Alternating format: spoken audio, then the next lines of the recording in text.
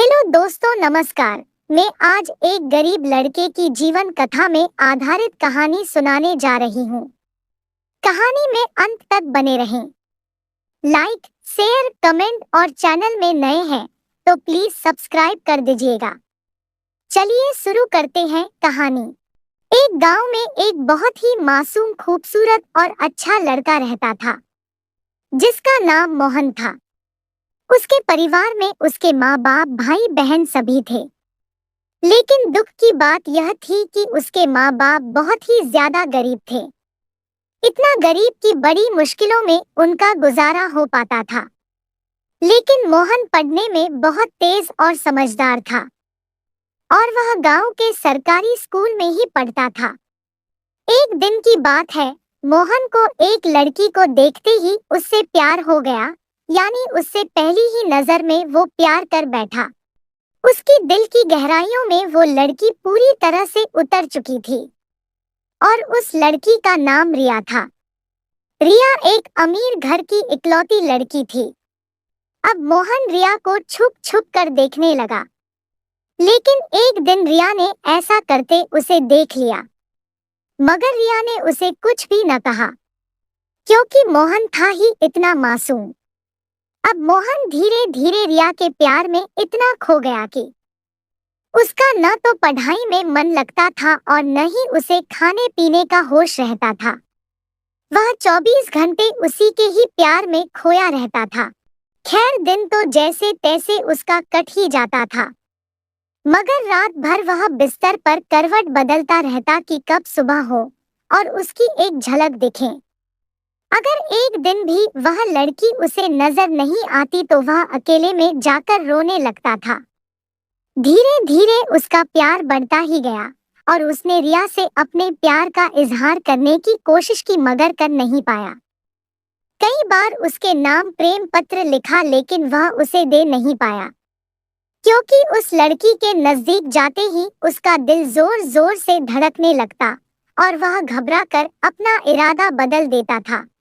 शायद उसके मन में एक डर था कि कहीं वह इनकार न कर दे या उससे नाराज न हो जाए। वह किसी भी कीमत पर रिया को खोना नहीं चाहता था।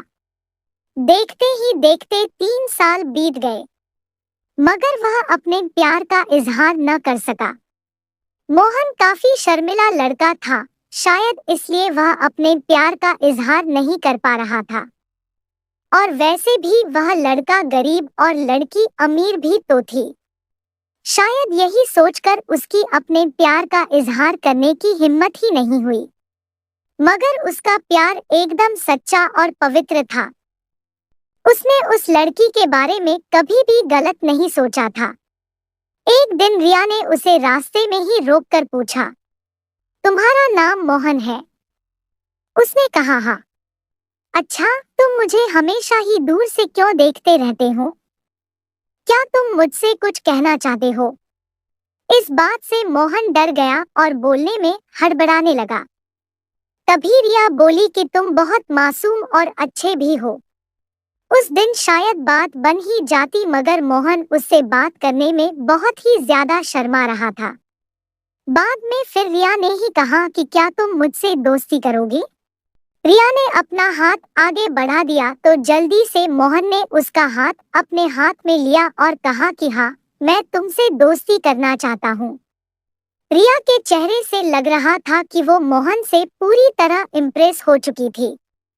अब वो दोनों ही एक दोस्त की तरह मिलने लगे और रिया को भी शायद उससे प्यार हो चुका था और वो भी मोहन के कुछ बोलने का इंतजार कर रही थी। मोहन को भी ये पता लग चुका था कि रिया अब पूरी तरह से उसकी दीवानी हो चुकी है। बस उसे प्रपोज करने की ही देर है। मतलब उन दोनों को ही एक दूसरे से बेहद प्यार हो चुका था। तभी एक दिन मोहन के पिताजी बहुत बीमार हो गए। वो वैसे भी अब काफी बुजुर्ग हो चुके थे, इसलिए उनसे काम की कोई भी उम्मीद नहीं थी। मोहन के पिताजी की ही वजह से घर का सारा खर्चा चलता था, लेकिन अब क्या होगा? मोहन की 2 जवान बहन भी थी जिनकी अब शादी भी करनी थी। तभी मोहन के पिताजी उसे कहते हैं, कि बेटा अब शायद तुझे पढ़ाई छोड़नी होगी और शहर जाकर नौकरी करनी होगी। शहर में मेरा एक दोस्त व्यापारी है, राम प्रसाद। वो तुझे अपने पास काम पर जरूर रख लेगा। तू बस उसे मेरा नाम बता देना। मेरा नाम सुनते ही वो तुझे काम पर रख लेगा और तनख्वाह भी अच्छी दे देगा। परिवार को दुखी देखकर मोहन को शहर जाना ही पड़ा।